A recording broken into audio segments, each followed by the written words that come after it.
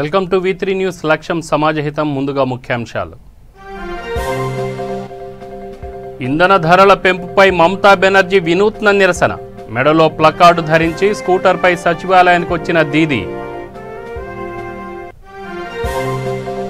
విశాఖలో national town and country planners conference virtual విధానంలో పాల్గొన్న సీఎం జగన్.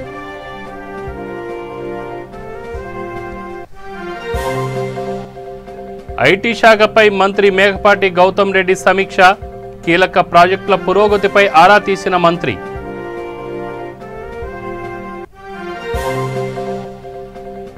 ప్రగతి నగర్ చెరువును సందర్శించిన ఎమ్మెల్యే. సుందరీకరణ పనులను వెంటనే ప్రారంభించాలని ఆదేశాలు.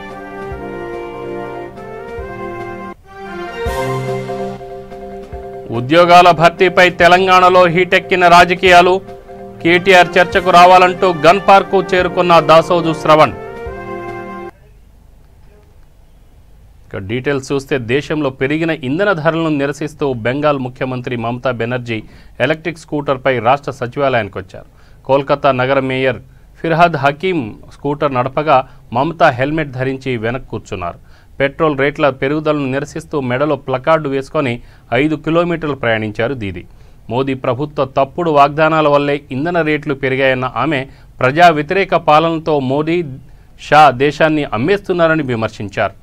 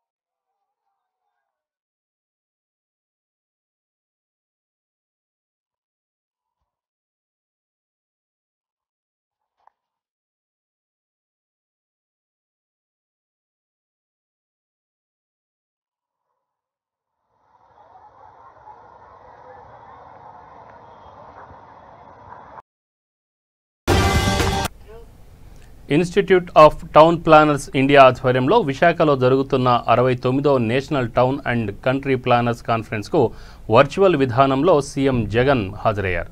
సీఎం క్యాంప్ కార్యాలయం నుంచి పంచాయతీరాజ్, గ్రామీణాభివృద్ధి శాఖ మంత్రి పెద్దిరెడ్డి రామచంద్రారెడ్డి, పురపాలక, పట్టణాభివృద్ధి శాఖ మంత్రి బొత్స సత్యనారాయణ, పలువురు ఉన్నతాధికారులు ఈ కాన్ఫరెన్స్లో పాల్గొన్నారు.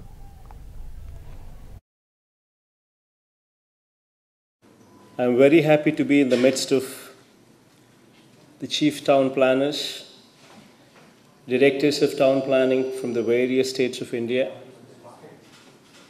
academicians, researchers, and professionals from the public and private and corporate sector. All of us are gathered here in Visakhapatnam on the 69th National Town and Country Planners Conference being organized by the Institute of Town Planners India. In fact, my special thanks to Shri N.K. Patel, President ITPI, Shri V. Ramudu, Vice President ITPI, Shri S.B. Kodankar, Secretary General ITPI, and of course our Srimati Vaishri Lakshmi, Principal Secretary, Municipal Administration. In fact, the purpose of this summit is to deliberate on various issues and challenges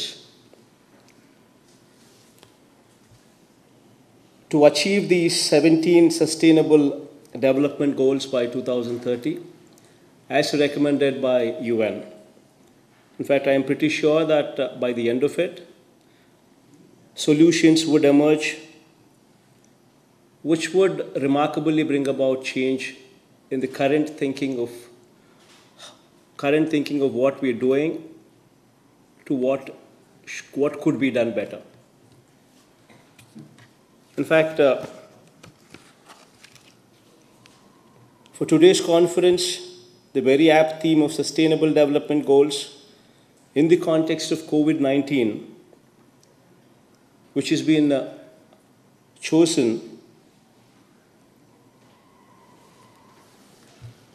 as we are well aware that while we are discussing on this theme, everybody is aware that post-COVID and pre-COVID, we've seen a substantial change in the way we conduct our business.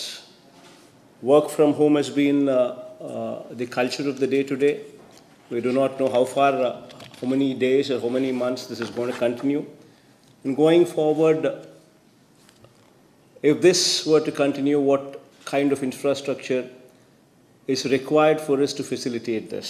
So this would be one interesting theme on which I would solicit your recommendations. And of course, the second theme also being environment and climate change.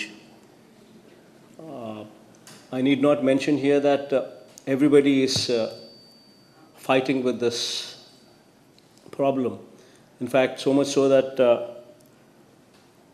unhampered human activities, which are in turn leading to greenhouse gases, which are on the rise. Global CO2 level has also been increasing at Ladies and gentlemen, I am very happy to be in the midst of the chief town planners, directors of town planning from the various states of India, academicians, researchers. IT electronics శాఖపై మంత్రి మేకపాటి గౌతమ్ రెడ్డి సమీక్ష నిర్వహించారు. ఈ కార్యక్రమానికి IT శాఖ ముఖ్య కార్యదర్శి జయలక్ష్మి, ప్రత్యేక కార్యదర్శి సుందర్, ఏపీటీఎస్ ఎండీ నందకిషోర్, ఇతర అధికారులు హాజరయ్యారు. ఐటీ శాఖ ఆధ్వర్యంలోని కీలక ప్రాజెక్టుల పురోగతి గురించి మంత్రి ఆరా తీశారు. ఐటీ ఎలక్ట్రానిక్స్ శాఖ స్వయం ప్రతిపత్తి వ్యవస్థగా తీర్చిదిద్దేందుకు కృషి చేయాలని అధికారులకు మంత్రి ఆదేశించారు. మిలీనియం టవర్లు, సిగ్నేచర్ టవర్లు, ఐటీ కాన్సెప్ట్ సిటీ అంశాలపై ఏపీటీఎస్ ఎండీ నందకిషోర్ మంత్రికి వివరించారు. ఏపీటీఎస్ ఆధ్వర్యంలో చేపడుతున్న మౌలికాభివృద్ధి పనులపై చర్చ జరిగింది.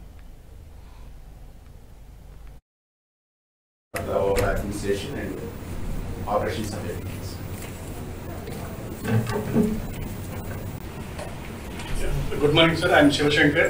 I'm General Manager. I'm looking after procurement and application development for AP. Northern Investments Advisory Firm. I just took charge last week. I'm Venkatachalam, Director Communication. Looks after. Kukatpally Pragathi Nagar చెరువు సుందరీకరణ పనులను వెంటనే ప్రారంభించి వచ్చే వర్షాకాలంలోపు పూర్తి చేయాలని షేరిలింగంపల్లి శాసనసభ్యుడు అరికెపూడి గాంధీ అధికారులను ఆదేశించారు. నిజాంపేట కార్పొరేషన్ మేయర్ కొలను నీలా గోపాల్ రెడ్డి కార్పొరేటర్లు అధికారులతో కలిసి గాంధీ ప్రగతి నగర్ చెరువును పరిశీలించారు.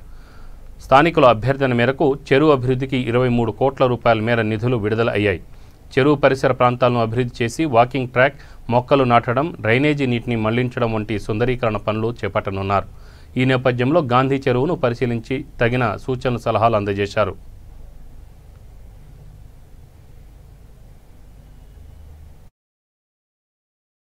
డౌన్ చేసేస్తే అక్కడ మనకు ఒక రింగు వరకు అవుతుంది. అదొకటి అందులో వర్క్ చేసుకోవచ్చు. ఈయనుంది ఇక్కడే ఉంటుంది, తిరిగి వచ్చేస్తాను. డౌన్ చేసేస్తే అక్కడ మనకు ఒక రింగు వరకు అవుతుంది. అదొకటి అందులో వర్క్ చేసుకోవచ్చు. ఈయనుంది ఇక్కడే ఉంటుంది, తిరిగి వచ్చేస్తాను. డౌన్ చేసేస్తే అక్కడ మనకు ఒక రింగు వరకు అవుతుంది. అదొకటి అందులో వర్క్ చేసుకోవచ్చు. ఈయనుంది ఇక్కడే ఉంటుంది, తిరిగి వచ్చేస్తాను.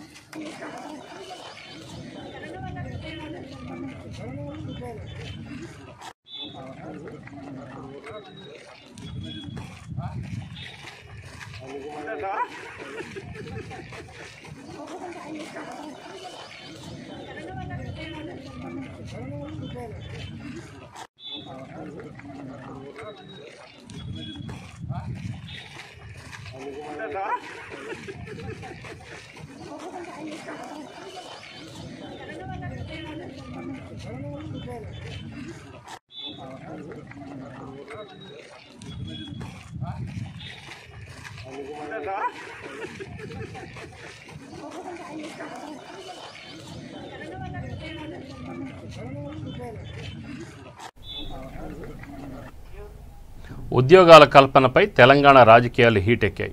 మంత్రి కేటీఆర్ రాష్ట్రంలో 1,32,000 ఉద్యోగాలు భర్తీ చేసినట్లు ప్రకటించిన విషయం తెలిసిందే. తన ప్రకటన తప్పని నిరూపిస్తే చర్చకు సిద్ధమని సవాల్ విసిరారు. ఆ సవాల్ స్వీకరించిన కాంగ్రెస్ నేత దాసోజు శ్రవణ్ మంత్రి చెప్పిన లెక్కలు తప్పని నిరూపించేందుకు సిద్ధమని అన్నారు. దాంతోపాటు గన్ పార్క్ వద్దకు చర్చకు రావాలని ప్రతి సవాల్ విసిరారు.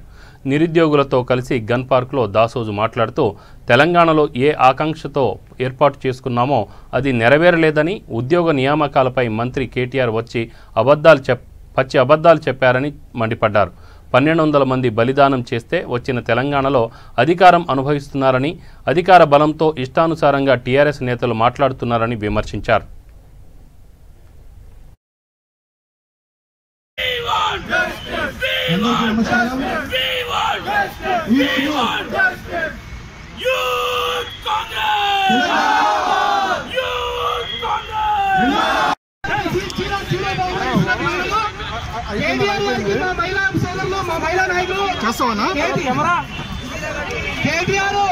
ఇక్కడ వాళ్ళు పోతున్నారు.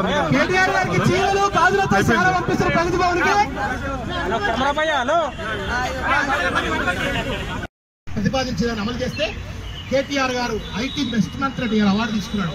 అదేం బెస్ట్ మంత్రి ఎట్లొచ్చిందో నాకు అర్థం కావట్లేదు. ఐటీ అండ్ యానిమేషన్ ఇండస్ట్రీ సర్వనాశనం చేసి 1,00,000 ఉద్యోగాలు నాశనం చేసింది. ITR industry, information technology investment reason, Congress కష్టపడి అలా రాహుల్ గాంధీ దేశవ్యాప్తంగా ఐటీఆర్ ఉండాలని చెప్పి ఆయన అమలు చేసింది. 50 లక్షల కోట్ల 50 లక్షల మందికి ఉద్యోగాలు వచ్చే విధంగా, 2.5 లక్షల కోట్ల రూపాయల పెట్టుబడి వచ్చే విధంగా, కేవలం 13,000 కోట్ల రూపాయల పెట్టుబడితో ఐటీఆర్ ప్రాజెక్ట్ అమలు చేయాలని చెప్పని ప్రయత్నం చేస్తే గాంధీ అహంకారానికి పోయి, దేశజాలకు పోయి, కేంద్రంతో సరిగ్గా బార్గెన్ చేయక, అటు కేంద్రం ఇవ్వలేదా, ఈయన బార్గెన్ చేయలేదా దేవుడెరు. కానీ కావాల్సింది 13,000 కోట్ల రూపాయలు. మీ దయచేసి అర్థం చేసుకోవాలి పోలీసులు. 13,000 కోట్ల రూపాయలు ఖర్చు పెడితే 50 లక్షల ఉద్యోగాలు వచ్చే ఐటీఆర్ ప్రాజెక్ట్ తెలంగాణలో హైదరాబాద్ వస్తుంది. 7 సంవత్సరాల్లో 15 ఏళ్లలో 13,000 కోట్లు. దానికి అవసరమైనటువంటి 50,000 ఎకరాలు కాంగ్రెస్ ప్రభుత్వం ఆల్రెడీ అలొకేట్ చేసింది 3 క్లస్టర్స్ గా. కొంత డబ్బు కూడా కేటాయించి ఖర్చు పెట్టింది. ఈ 7 సంవత్సరాల కాలంలో కేవలం 7,000 కోట్లు ఖర్చు పెట్టుంటే ఇవాళ హైదరాబాద్ లో ఐటీఆర్ ప్రాజెక్ట్ అమలై లక్షల మందికి ఉద్యోగాలు వచ్చింది. వాళ్ళ కూడా మన్నుగొట్టిండ్రు. మేము సూటిగా ప్రతిపాదించేదని అమలు. విజయనగరం జిల్లా నెల్లిమర్ల మున్సిపాలిటీ ఎన్నికల నిర్వహణకు అధికారులు ఏర్పాట్లు ముమ్మరం చేశారు. ఎన్నికలకు సంబంధించి మహాత్మా జ్యోతిరావు పూలే బీసీ సంక్షేమ గురుకుల పాఠశాలలో ఏర్పాటు చేసిన స్ట్రాంగ్ రూమ్, కౌంటింగ్ హాల్ను జిల్లా కలెక్టర్ డాక్టర్ హరి జవహర్లాల్ పరిశీలించారు. ఈ కార్యక్రమంలో జిల్లా రెవెన్యూ అధికారి గణపతిరావు, మున్సిపల్ కమిషనర్ అప్పలనాయుడు, తహసీల్దార్ రాము తదితరులు పాల్గొన్నారు.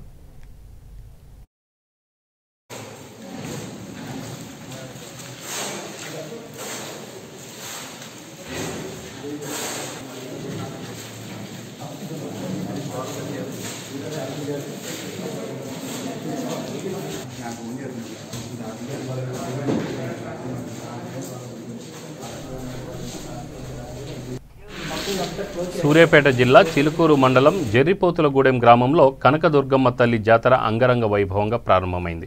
ఈ ఉత్సవాల్లో కోదాడ ఎమ్మెల్యే బొల్లం మల్లయ్య యాదవ్ పాల్గొని కోలాటం ప్రదర్శనను ప్రారంభించారు.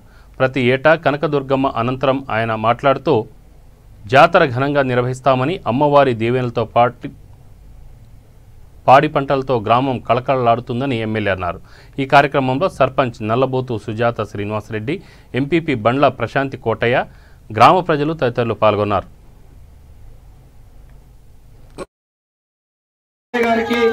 మొక్క జానకిరాములు గారికి, నంద్యాల రామరెడ్డి గారికి, అదేవిధంగా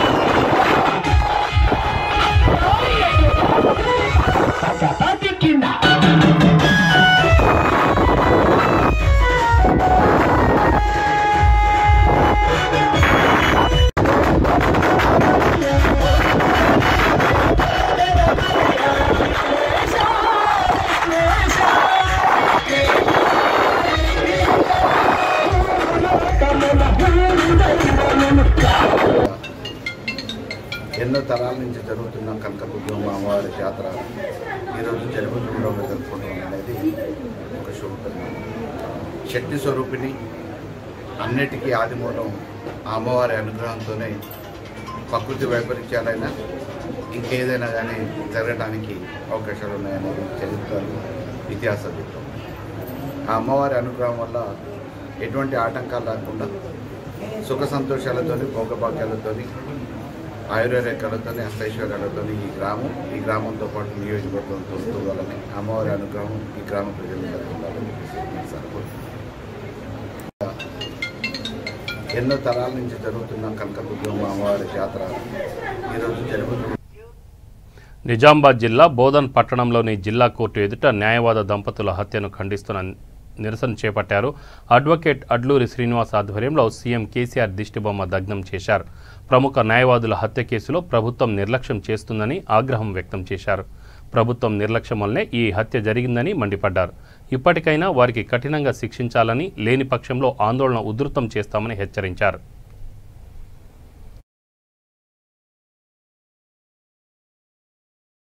చట్టము ఏదైతే ఉన్నదో అడ్వకేట్ ప్రొటెక్షన్ యాక్ట్ ఏదైతే ఉందో దాన్ని అమలు పరచాలి. ప్రతి ఒక్క న్యాయవాదికి రక్షణ ఉండాలి. నిరంతరము ప్రజల కోసము, ప్రభుత్వ ఆస్తుల కోసము, అన్ని వర్గాల ప్రజల కోసము, సంక్షేమం కోసం న్యాయవాదులు పోరాడుతూ ఉంటే తెలంగాణ ఉద్యమంలో అనేక సంవత్సరాల పాటు పోరాడి బంగారు తెలంగాణ తీసుకొస్తే బంగారు తెలంగాణలో ఈ దోపిడీ రాజ్యంగా అయిపోయి హత్యలు జరుగుతూ ఉంటే మరి న్యాయం కోసం పోరాటటువంటి న్యాయవాదులే మౌనంగా ఉంటే ఇది మంచిది కాదు.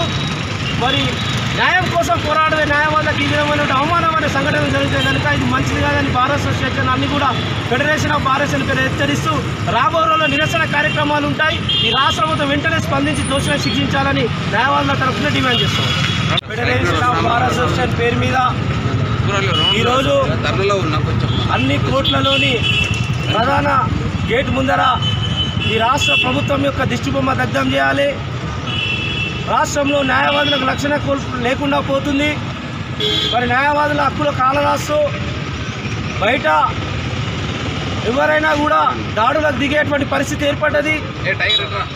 దోషులు ఎవరైతే ఉన్నారో వామన్ రావు, నాగమణి గారు ఎవరైతే ఉన్నారో హైకోర్టు న్యాయవాదుల హత్య దారుణంగా జరిగిందో దానిపైన ఈ రాష్ట్ర ప్రభుత్వము, హోంమంత్రి గారు, ఈ రాష్ట్ర ముఖ్యమంత్రి గారు ఎవరు కూడా స్పందించకపోవడము, దాని వెనుకాల ఉన్నట్టు రాజకీయ కోణాలు, వాళ్ళు ప్రజల పక్షాన ప్రభుత్వ ఆస్తులు రక్షించడంలో వాళ్ళు హైకోర్టులో వాదించడం పట్ల కొద్దిమంది గూండాలు, దుండగులు, అసాంఘిక శక్తులు పథకం ప్రకారం హత్య చేసినప్పటికీ నడి రోడ్డు మీద నరికివేస్తే ఈ రాష్ట్ర ప్రభుత్వంలో చలనం లేకుండా పోయింది. కాబట్టి వెంటనే దోషులను శిక్షించాలి, ఫాస్ట్ ట్రాక్ కోర్టు ఏర్పాటు చేయాలి. దీని వెనుక ఉన్నటువంటి రాజకీయ నాయకులు ఎవరైనా ఉంటే సిబిఐ ఎంక్వైరీ నిష్పక్షపాతంగా జరగాలని న్యాయవాదులు డిమాండ్ చేస్తూ తెలంగాణ రాష్ట్రంలోని అన్ని విధాల భూముల సమగ్ర వివరాలతో రాష్ట్ర ప్రభుత్వం వెంటనే ఒక శ్వేతపత్రం ప్రచురించాలని తెలంగాణ భూ పరిరక్షణ సమితి రాష్ట్ర కన్వీనర్లు పాషం యాదగిరి, గాదె ఇన్నయ్యలు డిమాండ్ చేశారు. జగిత్యాల జిల్లా కేంద్రంలోని వంటశాల బృందావన్ గార్డెన్స్లో ఆయన మీడియాతో మాట్లాడారు. రాష్ట్రంలో ఉన్న లక్షలాది ఎకరాల సర్కారు భూములు, జాగీరులు, దేశం వదిలి పాకిస్తాన్ వెళ్లిన వారి ఎవెక్యూ ఆస్తులు, హిందూ దేవాదాయ భూములు, వక్ఫ్ ఆస్తులు, అటవీ భూములు, సీలింగ్ భూములు, చెరువు శిఖం భూములు, నాలా కబ్జాలు, కోర్టు వివాదాల్లోని భూముల వివరాలని గ్రామాల వారీగా ప్రజలకు అందజేయాల్సిన బాధ్యత ప్రభుత్వంపై ఉందన్నారు. ఈ సమావేశంలో తెలంగాణ భూ పరిరక్షణ సమితి రాష్ట్ర కన్వీనర్లు పాషం యాదగిరి, గాదె ఇన్నారెడ్డి, రాష్ట్ర నాయకులు, ప్రముఖ న్యాయవాది డొంకెన రవి తదితరులు పాల్గొన్నారు. హెల్త్ మాఫియా రాజ్యం నడుస్తుంది తెలంగాణలో. తెలంగాణను శుద్ధి చేయాల్సిన అవసరం ఉంది. డెట్టాల్ పోసి కడగాలి. అప్పుడు ఒక్క నయం ఉండే, ఇప్పుడు ప్రతి ఎమ్మెల్యే ఒక నయం అయింది. టీఆర్ఎస్ ఎమ్మెల్యే ఎవరు ఉన్నారంటే వాడు ఒక నయం అన్నట్లు లెక్క. వాళ్ళు కబ్జాలు ఇష్టం వచ్చినట్టు అడ్డగోలుగా కబ్జాలు నడుస్తున్నాయి. హైదరాబాద్ చుట్టుపక్కల భూములన్నీ కబ్జా అయిపోయింది. కేజీఆర్ రాజు కావచ్చు, లగడపాటి కావచ్చు, నార్నే రంగారావు కావచ్చు, గోల్డ్ స్టోన్ ప్రసాద్ కావచ్చు, రాయపాటి సాంబశివరావు కావచ్చు, లగడపాటి కావచ్చు, ఎవరైనా సరే వీళ్ళందరూ భూములు కబ్జాలు పెడుతున్నారు. వీళ్ళందరి వెనక కేసీఆర్, కేటీఆర్ ఉన్నారు. స్పష్టంగా తెలుస్తుంది ఏవే భూములు కబ్జా అవుతున్నాయి. హైదరాబాద్ సిటీలోనే భారతదేశంలో ఏ రాష్ట్ర రాజధానిలో లేనని ఖాళీ భూములు హైదరాబాద్లో ఉన్నాయి. అవన్నీ ప్రభుత్వ భూములు. సర్ఫకాజ్ భూములు అంటే నిజాం సొంత భూములు, అవి రాష్ట్ర ప్రభుత్వానికి సంక్రమించినాయి నిజాం నుంచి. దివానీ భూములు అంటే ప్రధానమంత్రుల భూములు, అవి రాష్ట్ర ప్రభుత్వానికి సంక్రమించినాయి, క్రమంగా రాష్ట్ర ప్రభుత్వానికి వచ్చినాయి. అదేవిధంగా పాయిగా భూములు, పాయిగా అంటే నిజాం బంధువులను రక్త సంబంధికులను పాయిగాలంటారు. పాయిగా భూములు ఇవన్నీ కబ్జా అవుతున్నాయి. తర్వాత జాగీర్ భూములు కబ్జా అవుతున్నాయి, జామీన్ భూములు కబ్జా అవుతున్నాయి. ఇవన్నీ కాకుండా భారతదేశం పార్టీషన్ సమయంలో భారతదేశం వదిలిపెట్టి పాకిస్తాన్ పారిపోయిన వాళ్ళ భూములు, ఎవాక్యూ ప్రాపర్టీస్, కస్టోడియల్ ప్రాపర్టీ అంటారు, అది కేంద్ర ప్రభుత్వం పరిధిలో ఉంటుంది. ఆ కేంద్ర ప్రభుత్వం పరిధిలో ఉండే భూములు కూడా కబ్జా అయిపోయినాయి. సీలింగ్ భూములు కబ్జా అవుతున్నాయి, చెరువు శిఖం భూములు కబ్జా అవుతున్నాయి, అటవీ భూములు కబ్జా అవుతున్నాయి, నాలా భూములు కబ్జా అవుతున్నాయి, వివాదాల్లో ఉన్న భూములు డిస్ప్యూటెడ్ అవి కూడా. ఇట్లా అన్ని రకాల భూములు, అసైన్డ్ భూములతో సహా అన్ని రకాల భూములు కబ్జా అయిపోతున్నాయి. అవి ప్రజల చేతుల్లో లేవు. ప్రజలకు ఎప్పుడో పంచిన భూములు కూడా కబ్జా అయిపోతున్నాయి. దామోదరం సంజీవయ్య ముఖ్యమంత్రిగా ఉండగా 6 లక్షల ఎకరాల బంజరు భూములు పేదలకు. రంగారెడ్డి జిల్లా తలకొండపల్లి మండలం పడకల్ గ్రామంలోని జిల్లా పరిషత్ ప్రభుత్వ పాఠశాలను జిల్లా పరిషత్ కోఆప్టెడ్ సంఘ రాష్ట్ర ప్రధాన కార్యదర్శి ఎండి ముజిబుర్ రెహమాన్ సందర్శించారు. పాఠశాలలో మధ్యాహ్న భోజనం, వసతుల గురించి ఉపాధ్యాయులను, విద్యార్థులను అడిగి తెలుసుకున్నారు. అనంతరం జిల్లా పరిషత్ చైర్పర్సన్ అనితారెడ్డి అధ్యక్షతన ఎంఈఓలతో సమీక్ష నిర్వహించారు. జిల్లా మండలాలకు గాను ఒక్కొక్క మండలానికి 10 లక్షల చొప్పున మౌలిక వసతుల కల్పనకు జిల్లా పరిషత్ నిధుల నుంచి ప్రతిపాదనలు సిద్ధం చేశారు. నిధులు మంజూరు చేయించి పనులు త్వరగా పూర్తి చేస్తామని హామీ ఇచ్చారు. ఈ కార్యక్రమంలో పడకల్ గ్రామ సర్పంచ్ రమేష్, ప్రధాన ఉపాధ్యాయులు చల్లారెడ్డి తదితరులు పాల్గొన్నారు.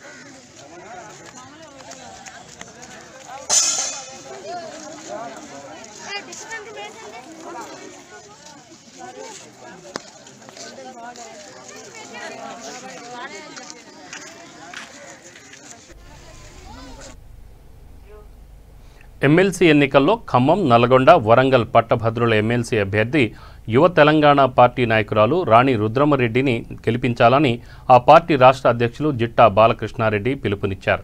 ఖమ్మం నగరంలో అశోక్ ఫంక్షన్ హాల్లో ఏర్పాటు చేసిన మీడియా సమావేశంలో ఆయన పాల్గొని ప్రసంగించారు. తెలంగాణ ఉద్యమంలో నీతి, నిజాయితీ, నిబద్ధతతో పోరాడిన రుద్రమదేవిని గెలిపించాలని కోరారు.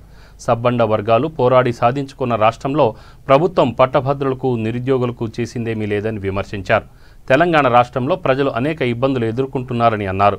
రాజకీయ చైతన్యం కలిగిన ఖమ్మం జిల్లా పట్టభద్రులు తమపై నమ్మకం ఉంచి రాణి రుద్రమ్మను గెలిపిస్తే పట్టభద్రుల పక్షాన రాజీ లేని పోరాటం చేస్తామని చెప్పారు.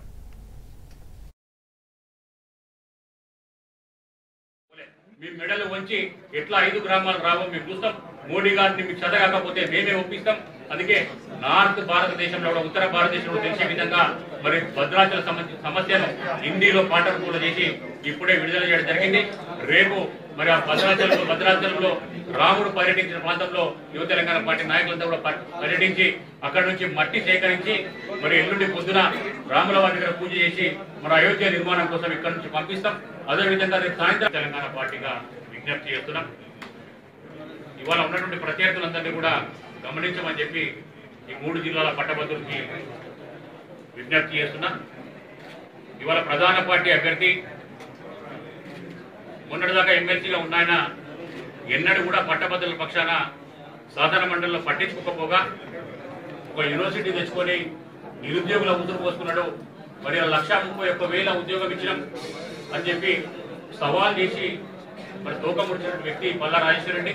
మరి రాణి రుద్రమ్మ గారు మరి సవాల్ చేసి కాకతీయ యూనివర్సిటీ పోయి కూర్చుంటే అక్కడికి వచ్చి జవాబు చెప్పలేకపోయాడు. గతంలో ఒక మీడియాలో మాట్లాడుతున్న క్రమంలో మరి వారు అడిగినటువంటి ప్రశ్నలకు సమాధానం చెప్పలే. ఇవాళ మరి ఆ పార్టీ మరి ఏం చెప్పి అధికారంలోకి వచ్చింది, ఆ ఉద్యమ ఆకాంక్షలు ఎందుకు నెరవేర్చలేకపోయిందో సమాధానం చెప్పలేకపోతున్న పరిస్థితుల్లో ఉద్యమ ఆకాంక్షల సాధన కోసం పుట్టినటువంటి పార్టీ యువ తెలంగాణ పార్టీ నీతి నిజాయితీ నిబద్ధతకు నికాసైన తెలంగాణ బిడ్డలు ఉన్నటువంటి పార్టీ యువ తెలంగాణ పార్టీ కాబట్టి ఒక అవకాశం ఇవ్వడం ద్వారా రేపు కేసీఆర్ నిలదీసి అడిగే దమ్ము ధైర్యం ఏకైక మహిళా నారీమణిగా ఏకైక మహిళగా వరంగల్ తెలంగాణ పౌరుషం ఉన్న వరంగల్ బిడ్డగా రాణించడం గారికి అవకాశం ఇవ్వాలని చెప్పి పట్టభద్రులందరినీ కూడా మేము విజ్ఞప్తి చేస్తున్నాం. పట్టభద్రులంతా కూడా చైతన్యవంతమైన ఉన్నారు. ఇలా చాలా మంది చాలా రకాలుగా మాట్లాడుతూ ఉన్నారు. ప్రధాన పార్టీలన్నీ కూడా మరి ఉనికి కోల్పోయే పరిస్థితుల్లో ఉన్నాయి. ఎవరు కూడా మరి అధికార పార్టీకి నిలదీసే పరిస్థితుల్లో లేరు. ఇలా కొంతమంది ఊకదంపుడు మాటలు చెప్పుకుంటా బ్రోకర్గిరి చేసుకుంటా మరి అలా మీడియా ముందు మాట్లాడుకుంటా వస్తా ఉన్నారు. మరి మీడియా పేరు చెప్పుకొని వసూలు చేసే వసూలు రాజాలు కూడా ఇవాళ మేము తెలంగాణ ప్రజల పక్షాన్ని ఉన్నామంటే తెలంగాణ ప్రజలు కానీ ఈ పట్టభద్రులు కానీ నమ్మే పరిస్థితులు లేరు. ఏ విషయంలోనైనా నికాసైన తెలంగాణ బిడ్డలుగా ఎక్కడైనా చర్చలకు మేము సిద్ధంగా ఉన్నాం. ఇవాళ దమ్ము ధైర్యం ఉంది కాబట్టి రాణి రుద్రం గారు ఎన్నికల్లో ఒక మహిళకు అవకాశం ఇచ్చినాం. మహిళగా మన పోటీలో నిచ్చినాం. రేపు పొద్దున రాష్ట్ర రాజకీయాల్లో కూడా యువతకు మరి మహిళలకు పెద్దపీట అయిపోతుంది యువ తెలంగాణ పార్టీ కాబట్టి మహిళగా మరి రాణి రుద్రం గారికి అవకాశం ఇవ్వాలని చెప్పి విజ్ఞప్తి చేస్తూ అట్లాగే యువ తెలంగాణ పార్టీ ఎన్నికల కోసం ఒకటే కాకుండా అనేక ప్రజా సమస్యల మీద పోరాడుతూ వచ్చింది. ప్రధానంగా ఖమ్మం జిల్లా విషయానికి వస్తే మేము భద్రాచలం ప్రాంతంలో తిరిగినప్పుడు అక్కడ ఉన్నటువంటి భద్రాచల అభివృద్ధి విషయంలో మరి కేంద్ర రాష్ట్ర ప్రభుత్వాలు కూడా రెండు నిర్లక్ష్యానికి వహిస్తున్నందున అక్కడ నుండి యువత ఆదివాసీ బిడ్డలు నా దృష్టికి తీసుకొచ్చిన వెంటనే మరి అయోధ్య రాముడి విషయంలో మరి చందాలు వసూలు చేసినటువంటి నాయకులు భద్రాచలంలో మరి అయోధ్యలో పుట్టి భద్రాచలంలో పర్యటించి అక్కడ స్వయంభూగా వెలిసినటువంటి రాముడిని మర్చిపోతే మరి ఆ రాముడిని కూడా అభివృద్ధి చేయాల్సిన బాధ్యత కేంద్ర రాష్ట్ర ప్రభుత్వాల మీద ఉందని చెప్పి యువ తెలంగాణ పార్టీగా నెల క్రితం సూర్యాపేట పట్టణ మున్సిపాలిటీ పరిధిలో గల 29వ వార్డులో టీఆర్ఎస్ సభ్యత్వ నమోదు కార్యక్రమాన్ని వార్డు ఇన్ఛార్జి ఉప్పల ఆనంద్ ఆధ్వర్యంలో ప్రారంభించారు. ఇందులో భాగంగా 29వ వార్డు కౌన్సిలర్ అనంతుల యాదగిరి గౌడ్కు మొదటి సభ్యత్వం అందజేశారు. మంత్రి జగదీష్ రెడ్డి చెరువుతో సూర్యాపేట జిల్లా అభివృద్ధికి చిరునామాగా నిలుస్తుందని ఉప్పల ఆనంద్ తెలిపారు. ప్రజలందరూ టీఆర్ఎస్ ప్రభుత్వం చేస్తున్న అభివృద్ధిని గమనించి ఉత్సాహంగా సభ్యత్వం తీసుకోవాలని పిలుపునిచ్చారు. ఈ కార్యక్రమంలో మాజీ కౌన్సిలర్లు బైరు దుర్గయ్య గౌడ్, బాలసైదులు గౌడ్, టీఆర్ఎస్ నాయకులు తదితరులు పాల్గొన్నారు.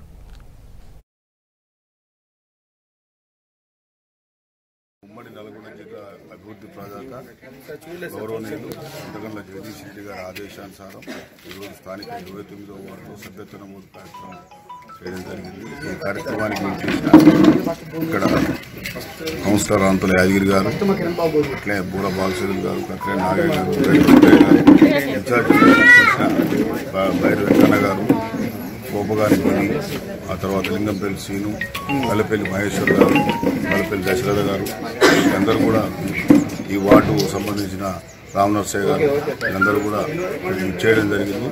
ఇక్కడ మేము వచ్చిన తర్వాత ఇక్కడ వాతావరణం చూస్తే సభ్యత్వాలు చాలా ప్రజలు స్వచ్ఛందంగా వచ్చి చాలా బ్రహ్మాండంగా చాలా మంచి రెస్పాన్స్ ఉంది. ఎందుకంటే మేము ఎంతో ఇల్లు తిరిగే కార్యక్రమం పెట్టుకున్నాం కానీ వాళ్లే అందరు ఆధార్ కార్డు తీసుకొని 30 రూపాయల సభ్యత్వాలు, 100 రూపాయల క్రియాశీల సభ్యత్వాలు తీసుకొని ఇక్కడికి రావడం, అందరూ కూడా ఇక్కడ చాలా మంచి వాతావరణం ఉంది. ఎందుకంటే మన జగదీష్ రెడ్డి గారు చేసి నల్గొండ జిల్లాలో అభివృద్ధి కార్యక్రమాలను చూసి రాష్ట్ర ముఖ్యమంత్రి కేసీఆర్ ఆదేశాల మేరకు మన నల్గొండ జిల్లా ప్రథమ దాత మంత్రి గుంతగల్ల జగదీష్ రెడ్డి గారి సూచన మేరకు 29వ వార్డులో ముఖ్య అతిథిగా వచ్చిన అన్న పెద్దలు ఉప్పల ఆనంద్ గారు, టిక్కిరి నాగేబాబాయ్ మా వార్డుకు వచ్చినందుకు ధన్యవాదాలు చేస్తూ, ఈ సభ్యత్వాలు అనేది రాజకీయాలకు అతీతంగా ఉండి ఎవరైనా క్రియాశీల సభ్యత్వమైనా సాధారణ సభ్యత్వమైనా బీజేపీ అయినా టీఆర్ఎస్ అయినా కాంగ్రెస్ అయినా పార్టీలకు అతీతంగా ఉండి సభ్యత్వం తీసుకుంటే చాలా మంచిది. ఈ సభ్యత్వం అనేది రాష్ట్రంలో మన భారతదేశంలో ఏడలేని విధంగా మన రాష్ట్ర ముఖ్యమంత్రిగా కేసీఆర్ గారు చేసిన ఆదేశాలు చాలా మంచిగా ఉన్నాయి. గతంలో కూడా మన 28వ వార్డు పాత. ఇప్పుడు ముఖ్యాంశాలు మరొకసారి. ఇంధన ధరల పెంపుపై మమతా బెనర్జీ వినూత్న నిరసన. మెడలో ప్లకార్డు ధరించి స్కూటర్పై సచివాలయానికి వచ్చిన దీది. విశాఖలో national town and country planners conference virtual విధానంలో పాల్గొన్న సీఎం జగన్మోహన్ రెడ్డి.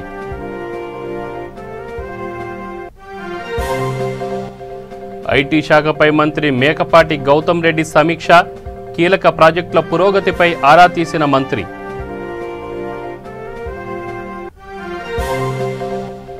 ప్రగతినగర్ చెరువును సందర్శించిన ఎమ్మెల్యే. సుందరీకరణ పనులను వెంటనే ప్రారంభించాలని ఆదేశాలు.